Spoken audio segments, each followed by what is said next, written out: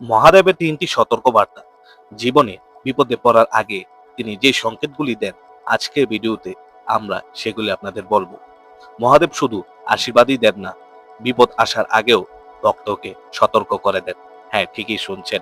যখন অদৃশ্য কোনো অশুভ শক্তি আমাদের দিকে এগিয়ে আসে বা জীবনে বড় বিপদ আসতে থাকে, মহাদেব তিনটি বিশেষ সংকেতের মাধ্যমে ভক্তকে জানান, সাবধান হও, তোমার জীবনে কিছু ঘটতে চলেছে।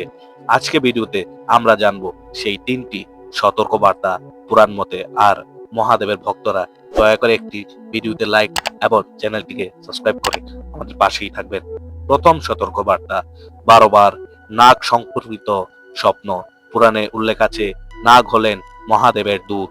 যখন কোনো ভক্তের জীবনে অশুভ শক্তির প্রভাব বাড়তে থাকে, মহাদেব স্বপ্নে বা বাস্তবে নাগের উপস্থিতি দেখান।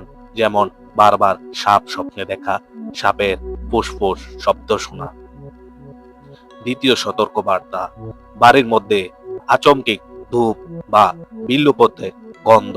শাস্ত্রে বলা আছে, যখন কোনো বাড়িতে অশান্তি, দুর্ভাগ্য বা বিপদের ছায়া ঘন হতে থাকে, মহাদেব নিজের উপস্থিতির মাধ্যমে ভক্তকে সতর্ক করেন যেন সাবধান হয়ে যায়। তৃতীয় সতর্কবার্তা, বারংবার ওম ঘণ্টাধ্বনি কানে শোনা সবচেয়ে শক্তিশালী সংকেত।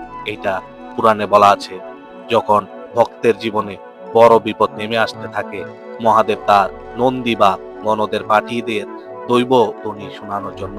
এটা হতে পারে কানেতে হঠাৎ ওম শব্দের মতো কম্পন বা দূর থেকে অদৃশ্য ঘণ্টাধ্বনি শোনা। কখনো কখনো ঘুমের ভেতরেও শব্দ শোনা। এগুলি কোনো রাগ নয়, বরং মহাদেবের সরাসরি নির্দেশ।